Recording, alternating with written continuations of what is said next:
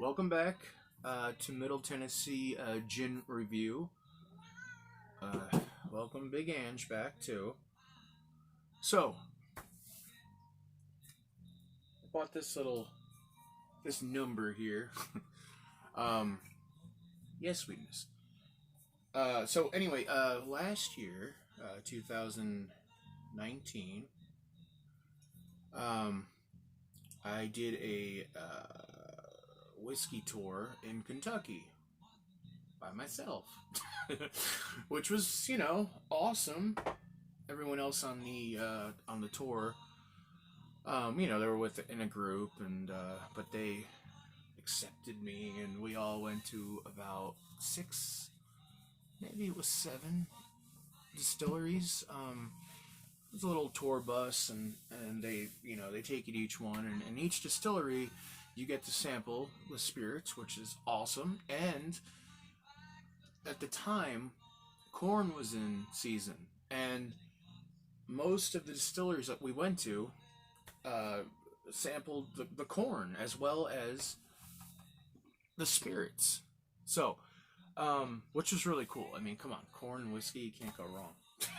Anyway, so this was one of the distilleries that we went to, and I saw this today, and I was like, oh, you know what? That's pretty cool. They made a gin. They made a London dry gin. It's called Castle and Key. If anyone knows their whiskey out there, it's pretty cool. Like on the back of the bottle here, there's like that's where you go. Like there's the plant, right? Wait, there we go. I'm still getting used to this whole thing, so give me time. Anyway, so I did a little research, and I have a couple notes here, and I'd like to read them. So, before we begin, let's talk about what it is. It's a classic spirit reimagined to delight. On the bottle, it does mention the botanicals.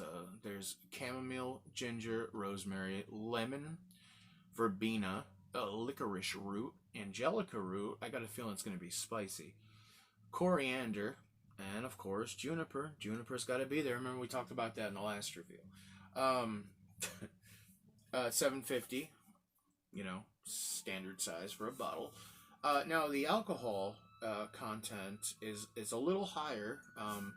It's not quite a navy gin, which has to be a 57%. Because that would be a navy gin. A navy gin was a gin. It's bottled at 100% British proof. Okay, but it has to be 57 ABV. If it's not 57 ABV, then it's technically not. God bless you. Poor baby. She's got a little cold. I gotta take her to the vet tomorrow.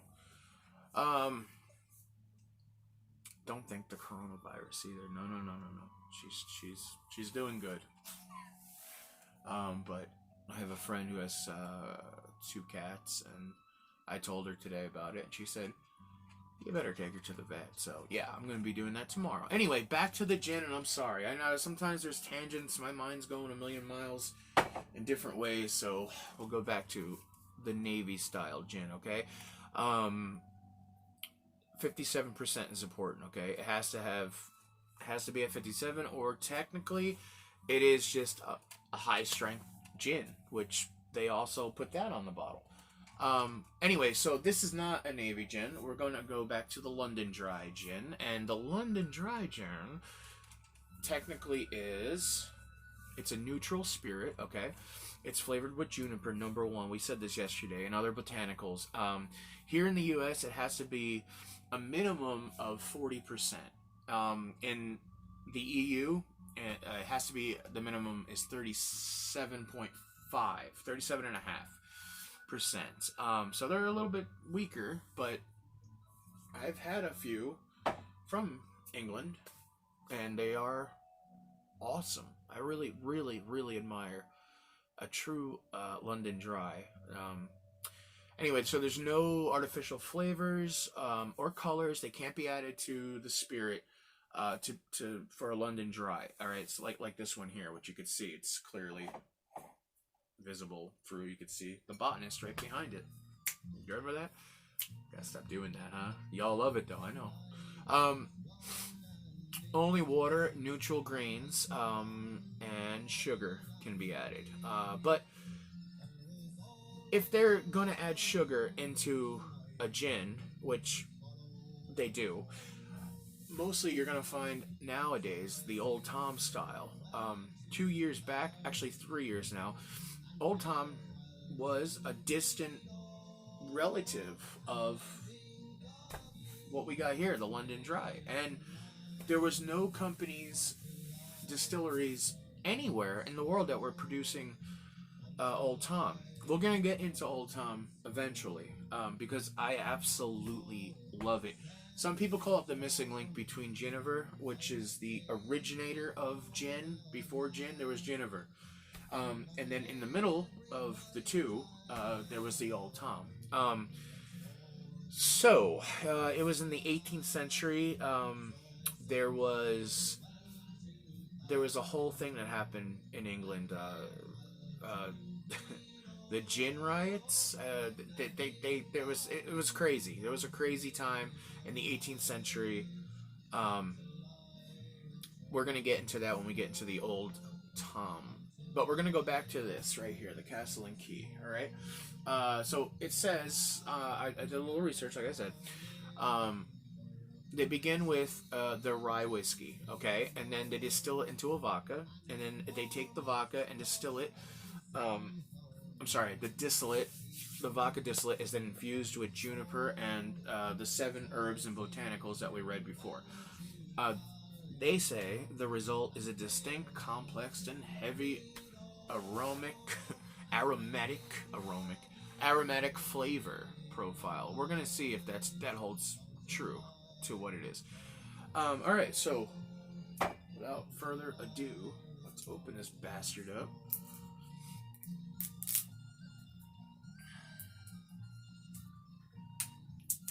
I love it when they do this. You know, it's alcohol. You know, I mean, I guess I understand it. I mean, it's like, no, it's not a bad bottle. I mean, it's got a good punt in the bottom there. I do love a good punt. Don't think. Just keep going. All right, so I do see a cork in here. I am so happy about that. I don't know what it is. Corks to screw tops. I like it. I don't know what else to say. There's no real difference or taste or anything. It's just personal preference. Here we go. Let's see if we can hear it. Ooh. Oh, hell yeah, motherfucker. That was a good pop. A good cork pop there. All right, so let's do the standard. Oh, my God. Oh my God, this smells really good. Like, I wasn't gonna give it too much credit yet. We're not. But I want you to know that American gins, for the most part, the ones that I've had, the ones that are London Dry, they taste too much like a whiskey, and that's fine. I mean, you know, that's just the style that they're going for. But when I have a gin, I want the botanicals to shine. That's the whole point. Otherwise, we're just drinking vodka. I mean, that's, you know, boring. All right, so look at that clean pour right there. That's experience. All right. Wow. Okay, so right away, I can detect the alcohol in it. I mean, the ethanol. I could smell it. It's coming through, but with that, and right behind it, I get the juniper, I get the cassia, I have, like I was saying before, it's spice. I could detect the spice. This is going to be interesting here. Let's do it. You ready?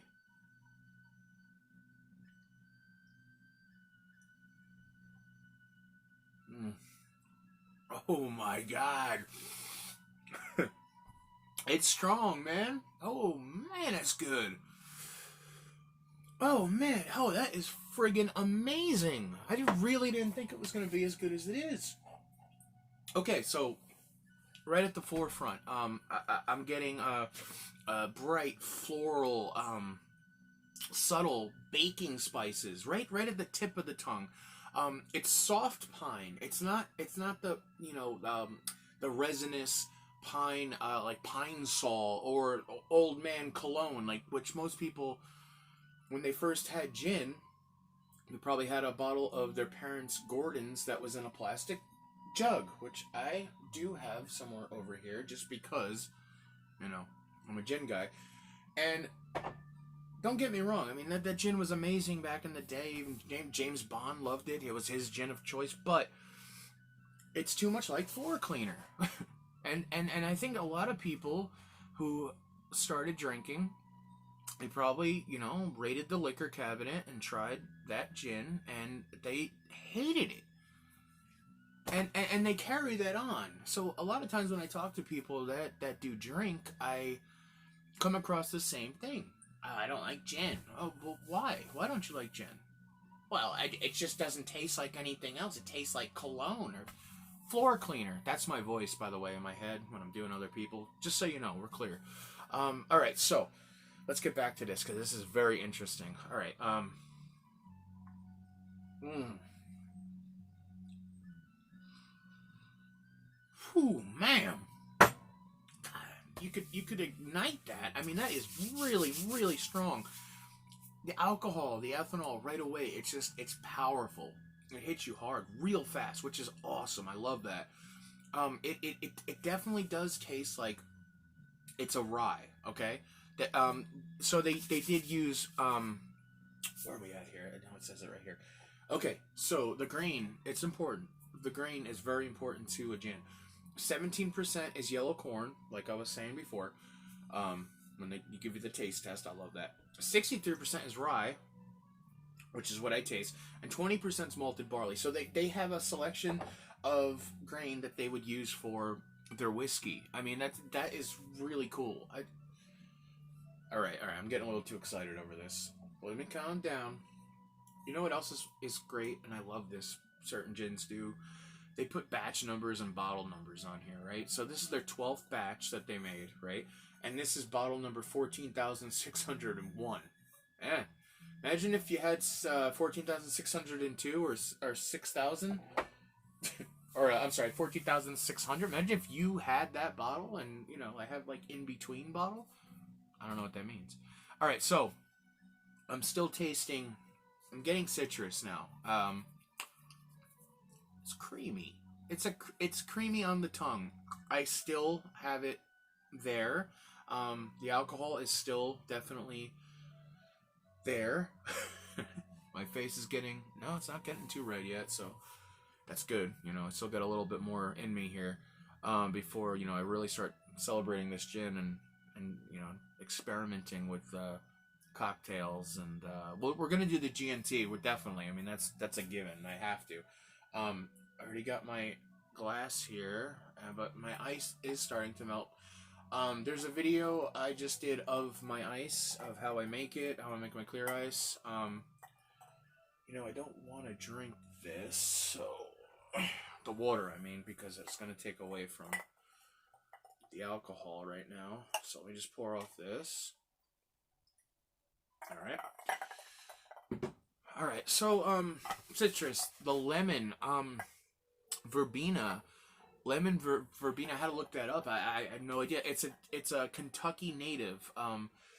It's a grass that grows, and it's a native of Kentucky. Now, I do really admire and I appreciate and respect when states put their signature touch on their gin. Now, here's an example right here. This Waterloo, the old Yapon. You can tell I really enjoyed the hell out of that. Yapon is from Texas, and it only grows in, well, it might grow in other states there, but it's prominent in Texas. See, there it is right there. That's the botanical, if you could see that, right? And so what Yapon is, because I did research on this too, it is the only botanical grown in North America that's wild that contains natural caffeine. So we definitely are going to do a review on that later on, because I got a lot of friends that I've had sample this one, and they love it. So we'll do a review. So the Castle and Key. Let's get going here with the G&T. I like to measure out my ingredients when I'm making a cocktail. I always go a little bit higher than the line. I like, if I'm gonna drink a cocktail, I like to have the gin pronounced. I mean, especially in a G&T. I want the gin there. I want the quinine of the, whatever tonic I'm using. Like today, I'm gonna use Q. Now, this tonic's made in Brooklyn, New York. For those of you that don't think I'm talking about Brooklyn, Kansas. Two brothers got into the tonic business, and they, much like Fever Tree, they had the tonic of the time, which is Seagram's or Schweppes, or, you know, God forbid you get the generic Walmart brand or Kroger brand. I mean, those are horrible. They're just nothing but sugar. I mean, really, just sugar. So in this tonic here, which is really good because I do drink, and I do have occasionally a gin and tonic. There's 45 calories in this can compared to Schweppes, which has 85 calories. Now, it might not seem like a lot, but if you do have, 3-4 of these a day, or, a week, whatever you're supposed to, whatever the doctor tells you, or, whoever else might be judging you. The ingredients in the Q is carbonated water, organic agave, citric acid, quinine, of course, and then natural flavors. I don't know what natural flavors mean. What the hell does that mean? Natural flavors. Why don't they just put it on there, what it is, Alright, anyway, so first we're going to try it with the tonic. And then we'll put a little citrus in it. Oh, wow. Right away, the smell. I could smell the quinine, the bitter quinine, and I could smell, right away, the alcohol in this bastard right here.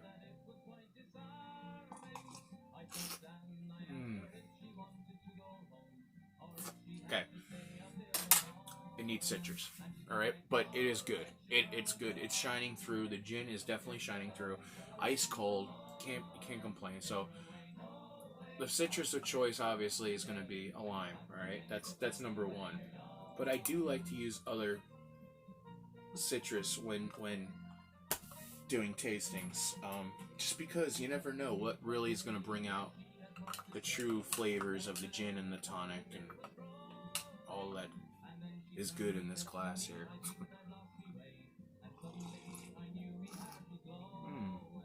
Well, that just kicked it up. That's right there. The lime is fantastic. I mean, it always is. I mean, come on. If you don't have lime in your gin and tonic, you don't really have a gin and tonic. I mean, you could say you do, and whatever. Well, also what I like to do is grapefruit. I love grapefruit in my G&Ts. Now, some people absolutely hate grapefruit in their G&T, and they'll tell you why and all that. But it's not neither here nor there. That's actually going to be right here in this drink. Okay, so the other thing I do, probably should have prepared this a little better, but with the grapefruit rind, I wash this really good, by the way. You have to do that now with this horrible virus going on. So I scrape some of this skin right here, and then on my fork right here, see, I have a little bit of grapefruit skin, which is really good to put into your gin. It just brings it up another notch with your citrus. Alright, so let's see how it is with the grapefruit.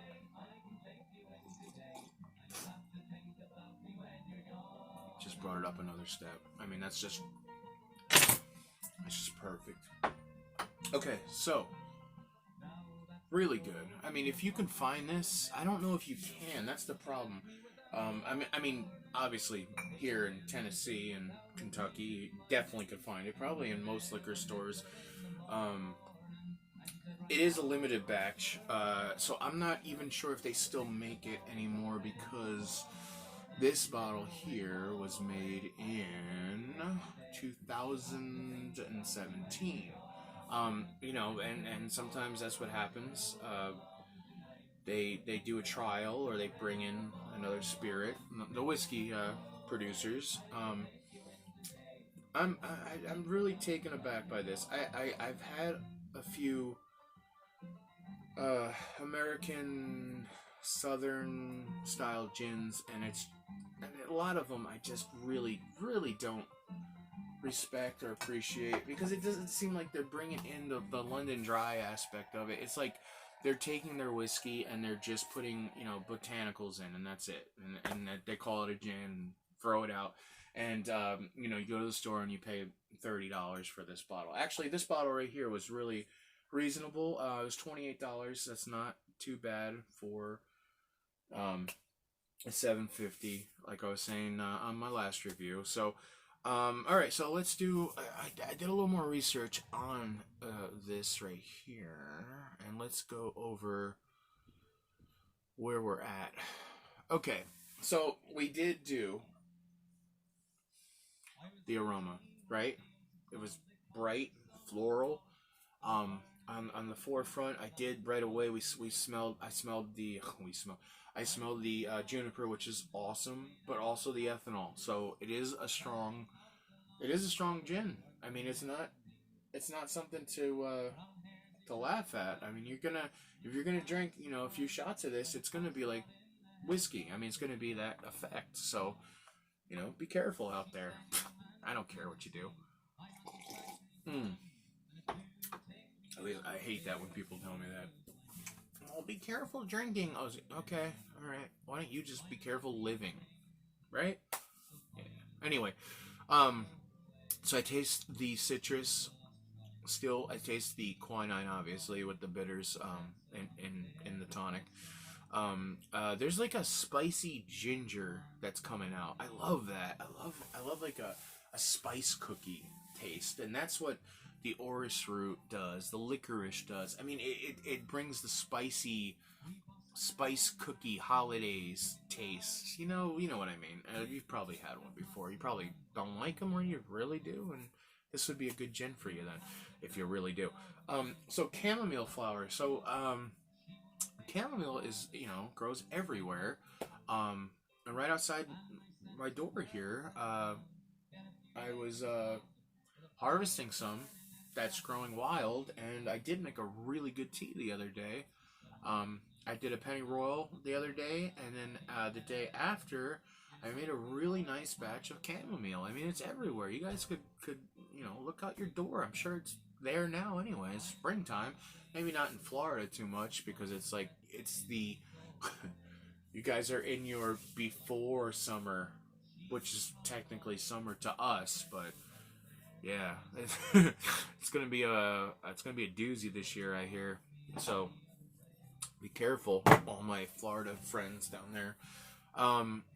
So it's final thoughts on this gin. All right, it's earthy, it's spicy, it's got what you want for a London Dry, but it also has what you want for a gin that is made in a whiskey distillery. I mean, it really is. It's on point. It's on point. I mean, it's something I would definitely buy again, and I'm probably going to. There's actually another um, gin that Castle and Key makes. I think I think it's just an American style gin because this is the what's it called, restoration release. So that they wanted to do the London Dry first, but then they have another style. I don't have any of the research for it, so we're not even going to talk about it. But maybe in a future review, in a future purchase, I will be doing that. Smooth, sweet, creamy, with hints of spice. That's my final finish on this gin right here. So to everyone out there, I hope you enjoy this review, and I'll see you on the next one. All right, cheers, salute, bye bye.